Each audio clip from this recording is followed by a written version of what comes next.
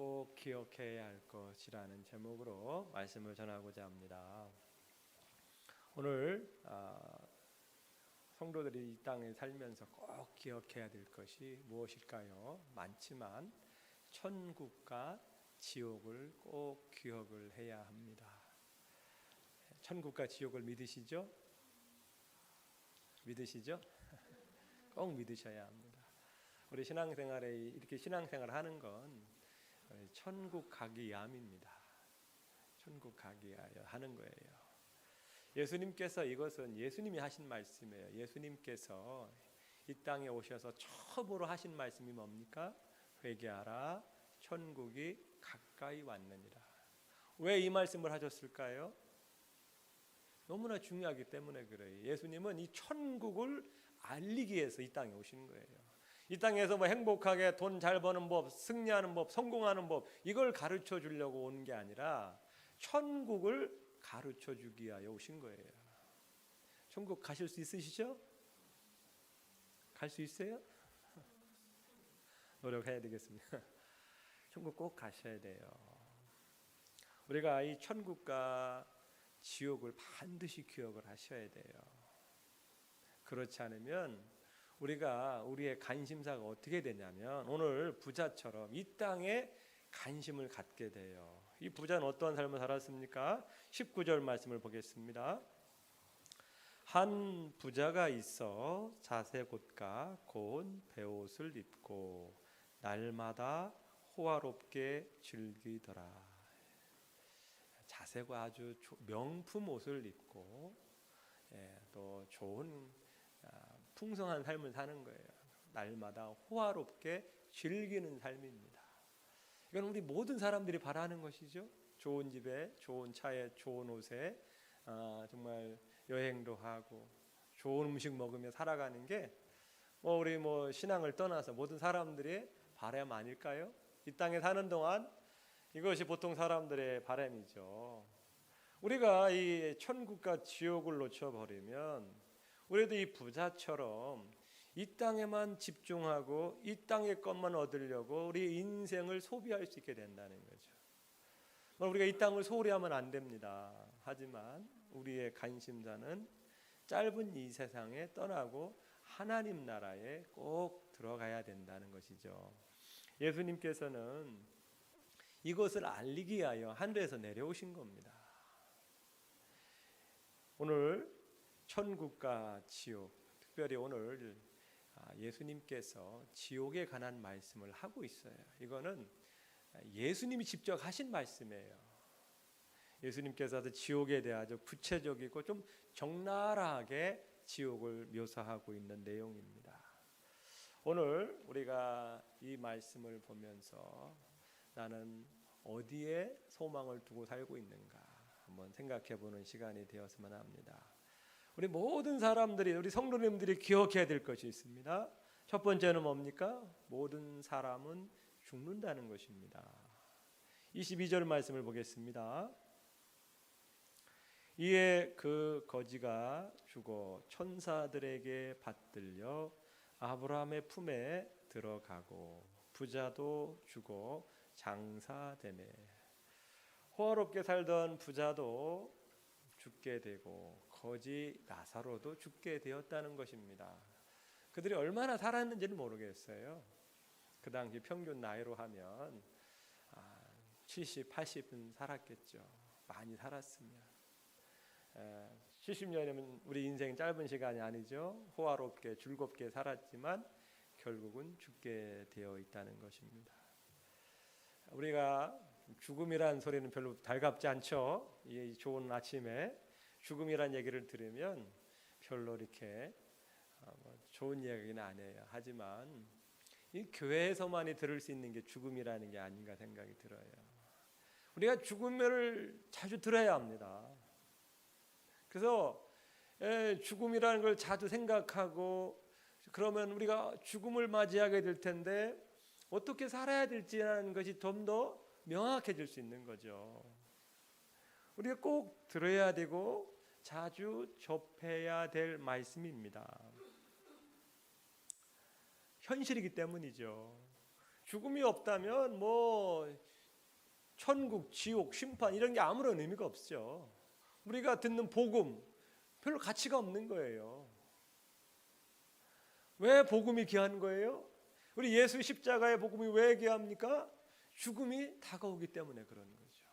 이 죽음을 해결할 수 있기 때문에 예수님의 십자가가 가치 있는 거예요. 우리는 진정으로 철이 드는 사람은 누구냐? 정말 죽음을 생각하는 사람이 철이 드는 사람이에요. 근데 우리는 그렇지 않죠. 죽지 않는다라고 생각을 합니다. 심지어요, 암에 걸려 죽어가는 사람도 자기는 죽지 않는다라고 생각을 한다고 합니다. 그만큼 생애에 대한 어떤 집착이 강한 거죠. 죽음은 저 멀리 있는 것이다라고 생각을 합니다. 하지만 우리 전도서 7장 4절에 지혜자의 마음은 초상집에 있으되 우매한 자의 마음은 혼인집에 있느니라 라는 말씀이 있어요.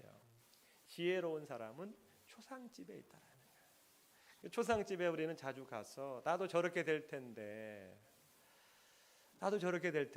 이 세상 모든 것 내려놓고 나도 저렇게 될 텐데 내가 갖고 있는 차, 내가 만들어 온 아파트, 내가 모아놓은 적금 다 내려놓고 가야 되는데 이것을 꼭 기억을 하라는 것입니다. 여러분 만약에 주어진 시간이 1년이다라고 하면 어떻게 살겠습니까? 1년 더 살 것이죠? 근데 만약 1년이라고 한다면 무엇을 하며 사시겠어요? 어머니들은 아주 자식들이 어리니까 자식들이 좀 더 잘 살아갈 수 있게 돈 좀 많이 모아야지. 그래서 아침부터 저녁까지 막 일도 하고 아르바이트도 해서 돈 좀 많이 모아가지고 자식들 내가 죽어도 잘 살게 해야지. 뭐 이렇게 생각하실 수 있을 것이고 여행도 한번 좀 해보고 좋은 사람들도 다시 만나고 식사도 하고 뭐 여러 가지 뭐 생각들이 많이 있겠죠. 이런 것을 보통 버킷 리스트라고도 하는데 저는 뭘 하며 살까 생각이 안 나더라고요. 뭘 하면서 뭘 할까 1년 남았다고 하면 그게 실감이 아니기 때문에 실제가 아니기 때문에 그렇게 생각할 수도 있는데 막상 뭘 하며 살까 떠오르지가 않더라고요. 그런데 우리 신앙인들은 1년 남았다면 정말 무엇하며 살아야 될까? 우리는 하나님 만날 준비를 해야 된다고 생각을 합니다. 만날 준비를 해야죠. 왜? 우리가 죽음이 끝이 아니라 가야 될 곳이 있기 때문에 천국에 반드시 들어가셔야죠. 그래서 우리는 하나님을 만날 준비를 해야 되는데 문제는 뭐냐? 하나님 앞에 서면 심판을 받아야 된다는 겁니다. 그동안 우리가 살았던 모든 삶에 대하여 보고를 하고 하나님의 심판을 받아야 된다는 거예요. 이게 문제인 거죠. 제가 지난 금요일 날 이제 기도를 하면서 잠깐 그런 생각을 했어요. 나의 삶을 좀 돌아보는 시간, 짧은 시간 동안 가졌는데, 죄들이 떠오르는데, 계속 떠오르는 거예요. 너무 많은 죄를 졌어요. 하나님 앞에 너무나 많은 죄들을 지었어요. 그래서 한 번은 시간 내서 정말 내가 지은 죄들 한번 다 적어봐야 되겠다. 어릴 때부터 이 생각이 막 계속 나오는 거예요. 하나 이 정도 끝나겠지 했는데 그 다음 죄가 떠오르고 그 다음 죄가 떠오르고 이렇게 수많은 죄를 짓고 회개하지 않고 주님 앞에 선다 그러면 과연 어떻게 될까? 예수 믿었으니까 천국 가겠지? 이건 우리의 생각입니다. 우리가 하나님 앞에 예수님이 말씀하셨어요. 신앙생활은 좁은 길로 가는 것이다. 넓은 길이 아니라 좁고 협착하다라고 말씀하셨어요. 그만큼 쉽지 않다는 거예요. 우리 성도님들 하나님 만날 준비를 하셔야 합니다. 왜냐하면 우리에게 죽음의 시간이 다가오기 때문에 그래요. 기분 나빠하지 마세요. 현실입니다. 언제 죽을지 몰라요. 그래서 우리는 이 죽음을 생각을 해야 된다는 꼭 기억을 하셔야 돼요. 이거 청소년들 아직 젊으니까 오래 살리라 믿습니다. 하지만 우리는 언젠간 하나님 만날 준비를 해야 돼요. 두 번째 기억해야 될 것이 있습니다. 24절입니다. 24절 함께 읽겠습니다.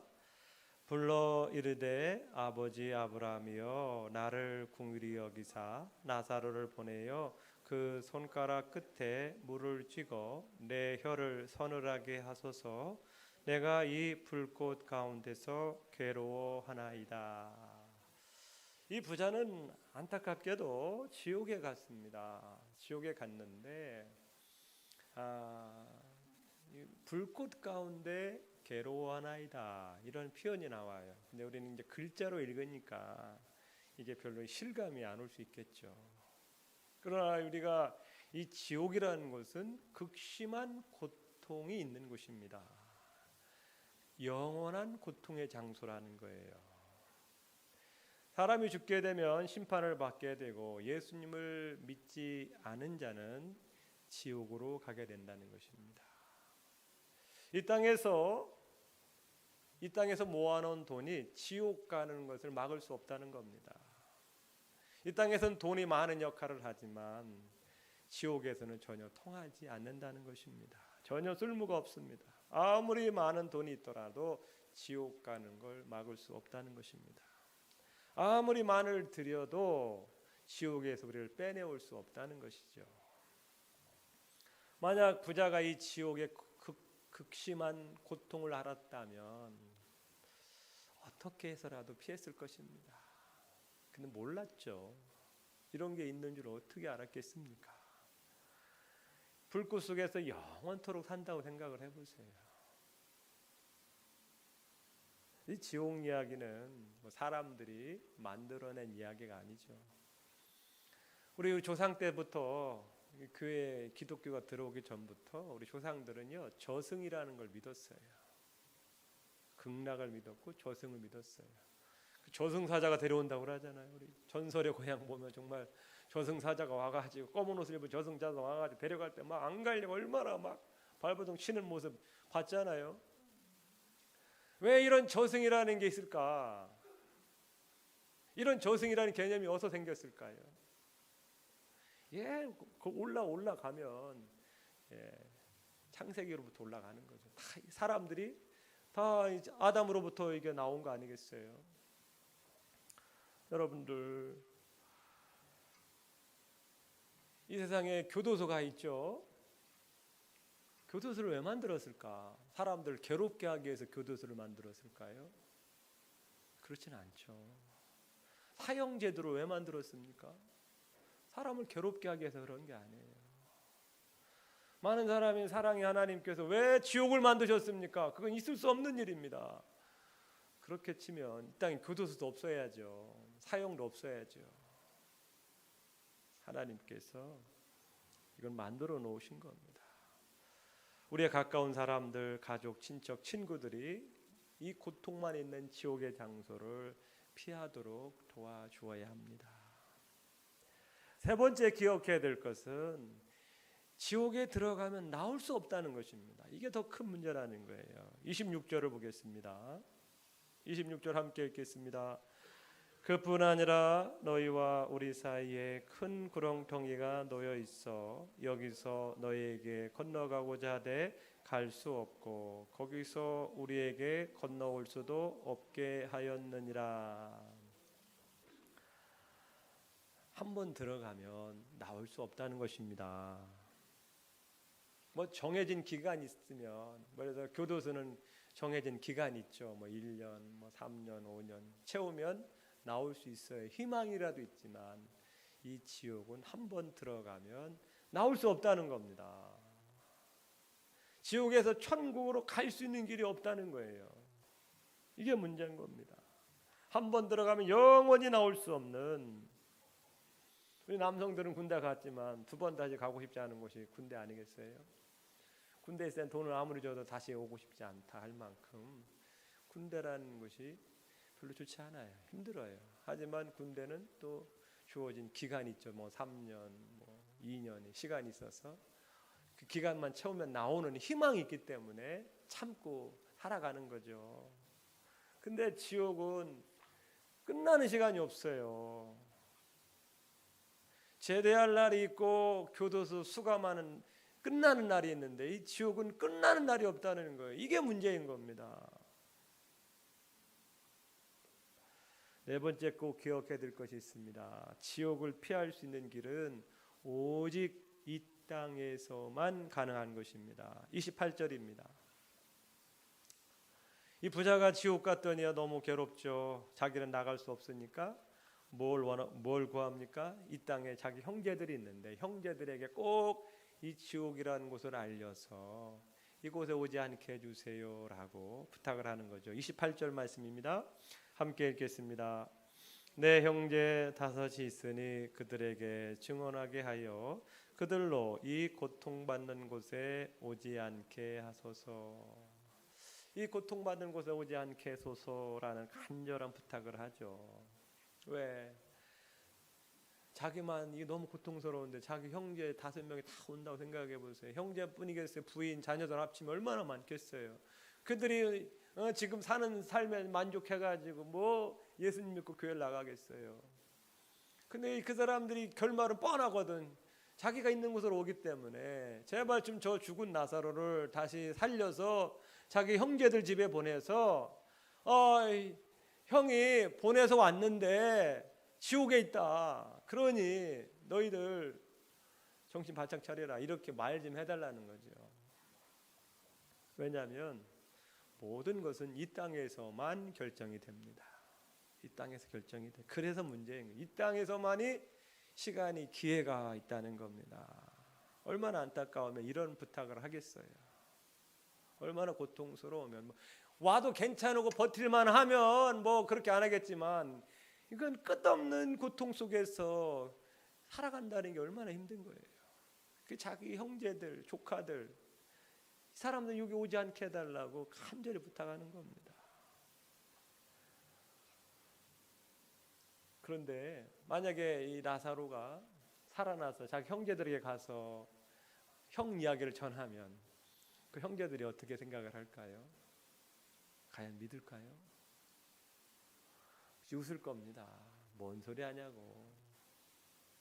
처음엔 놀라겠죠. 그러나 비웃을 겁니다. 왜냐하면 사람이 그래요. 노아 시대 때 하나님께서 많은 비를 내려서 이 땅의 모든 생명을 죽일 것입니다. 방주로 오세요라고 했지만 사람들이 뭐라고 했어요? 다 비웃었잖아요. 비가 오는 날에도 먹고 시집가고 장가가고 놀면서 이 세상에 흥청망청 살다가 비가 뭐야 이거? 막 비가 불어나는 거야. 조금씩 정신이 차려지는 거야. 막 비가 막 집을 덮고 산을 덮으니까 어떻게 해? 그때서야 깨달은 거죠. 하지만 기회는 놓쳐버린 겁니다.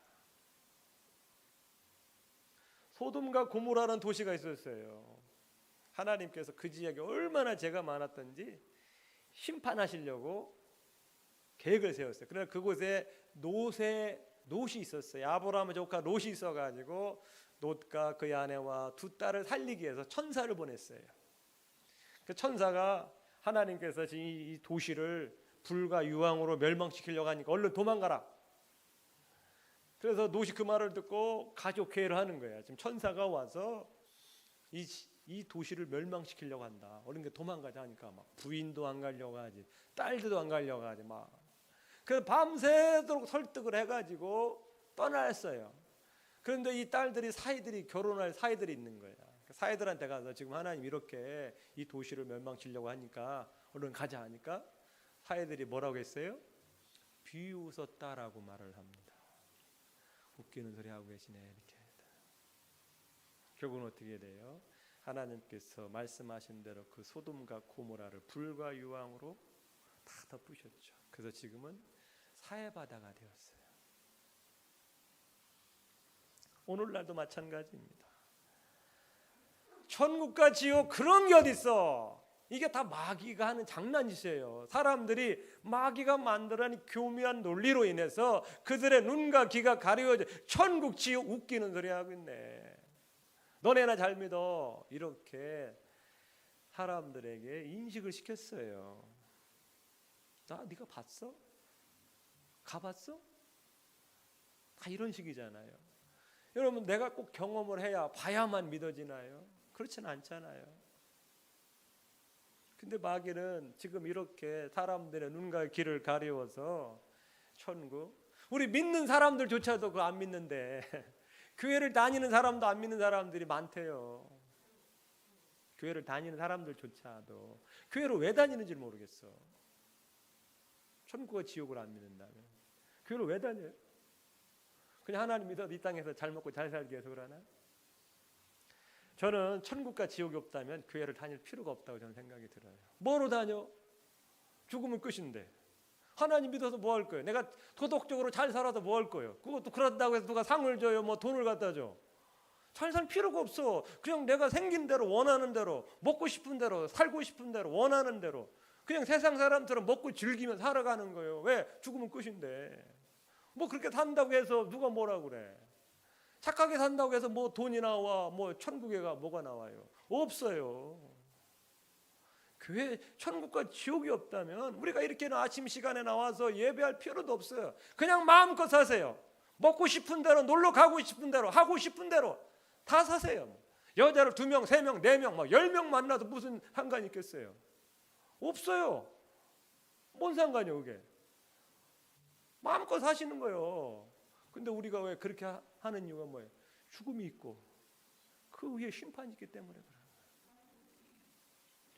아니, 교회를 다니면서도 천국과 지옥을 안 믿는 사람들이 이렇게 많으니 큰 문제예요. 그러니까 지 마음대로 사는 거예요. 신앙생활도. 그게 문제인 거예요. 이러면 안 돼요. 우리 정신 바짝 차리고 살아가야 돼. 저도요, 할 말이 없어요. 목사인 저도 어떡하면 이 땅에서 좀 화롭게 좋은 차, 좋은 집, 명품 뭐 이런 것만 생각하고 있으니 참 죄송하죠. 예수님이 이 땅에 오신 이유가 무엇입니까? 천국을 알려주기 위함이고 지옥을 피하게 함입니다. 이 오늘 예수님이 하신 말씀이에요. 그래서 오늘 예수님께서 우리에게 부탁하는 말씀이 있습니다. 29절입니다. 29절 함께 읽겠습니다. 아브라함이 이르되 그들에게 모세와 선지자들이 있으니 그들에게 들을지니라.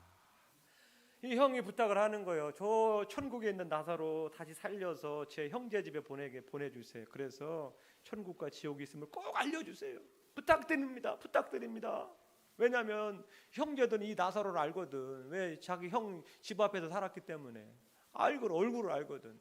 그러니까 이 사람이 살아나면 깜짝 놀래가지고 그래, 아이고 형이 그렇게 했으면 우리도 잘 살아야지. 이렇게 될까봐 나사로를 부탁하는 거 아닙니까? 그렇게 할 수도 없지만 이 땅에는 모세와 선지자들이 있다는 거죠. 즉 하나님을 먼저 믿은 사람들이 있다는 거예요. 그 사람들이 복음을 전할 것이다. 그들에게 듣고 주님께로 돌아올 것이다. 하나님께서는 우리에게 이 모세와 선지자의 역할을 하기를 원하십니다. 우리가 먼저 천국과 지옥을 믿고 사람들에게 천국과 지옥의 말씀을 들려주고 그들이 복음을 믿도록 도와주어야 합니다. 그들에게 들을지니라, 그들에게 들을지니라고 말씀하잖아요. 우리가 들려줘야 된다는 거예요. 그들은 몰라, 안 믿어. 하지만 우리가 그들에게 천국과 지옥을 들려줘야 된다. 불편하죠. 이런 얘기하기가 뭔 소리 하냐고 사람들이 대꾸도 안 하겠죠. 하지만 하나님 오늘날 우리 교회를 통해서 천국과 지옥을 알지 못하는 사람들에게 알려주기를 원하십니다. 이것을 전도라는 방법을 통해서 하시는 거예요. 고린도전서 1장 21절 말씀입니다. 하나님의 지혜에 있어서는 이 세상이 자기 지혜로 하나님을 알지 못하므로 하나님께서 전도에 미련한 것으로 믿는 자들을 구원하시기를 기뻐하셨도다. 전도에 미련한 것이라. 그러니까 이 전도라는 게 뭐야? 사람을 1대1로 만나서, 사람을 만나서 예수님을 소개하고 천국과 지옥을 소개해 주는 거예요. 이 방법을 하나님 선택을 하셨다는 거예요. 우리 같으면 그런 생각을 하잖아요. 하나님은 정말 어떤 더 초자연적인 방법으로 하나님을 하실 수 있잖아요. 뭐 이 자리에 하나님 딱 임재를 하신다, 딱 나타나셔서 짠하고 나타내봐요. 그러면 깜짝 놀라가지고 정말 하나님이 계시다 이렇게 생각할 수 있잖아요. 더 쉬운 방법도 있을 겁니다. 그런데 그게 아니라 먼저 믿은 사람이 다른 사람 만나서 예수님을 전하고 천국과 지옥을 전하는 이 전도라는 방법을 선택하셨다는 거예요. 왜 그랬을까?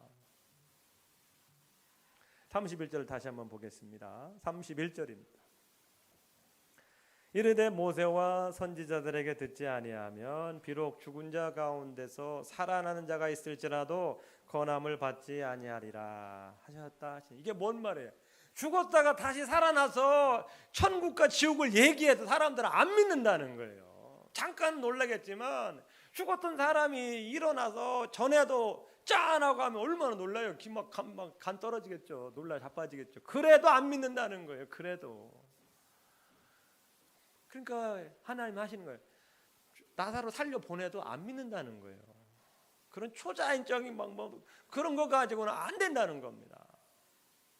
뭘로 된다고요? 전도를 통해서 가능하다는 겁니다. 왜 이렇게 사람들이 놀라기만 하지 믿지 못할까요?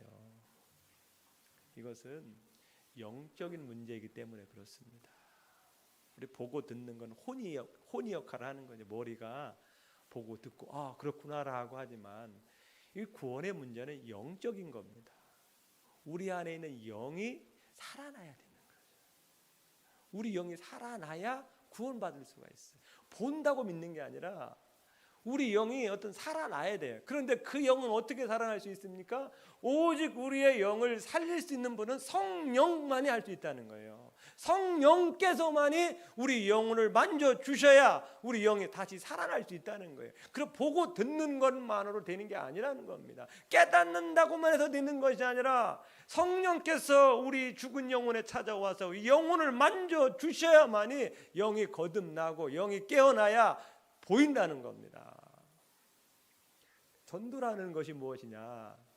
이렇게 먼저 예수 믿고 성령의 능력을 받은 사람이 그 믿지 않는 사람들을 찾아가서 우리 안에 있는 성령의 능력을 통하여 그 믿지 않는 사람들을 감싸고 있는, 붙들고 있는 어둠의 영을 물리쳐 주는 거죠. 그들은 지금 귀신들에게 사로잡혀 있는 거예요. 그래서 성령을 받은 우리가 그 성령의 능력으로 나아갈 때에 그 사람을 붙들고 있는 어둠의 권세가 약해지고 결국은 떠나게 된다는 겁니다. 그래서 성령을 받은 우리 사람들이 한 사람 한 사람 만나서 그들을 붙들고 있는 어둠의 권세를 쫓아내야 된다는 거죠. 보고 듣는다고 해서 되는 게 아니에요.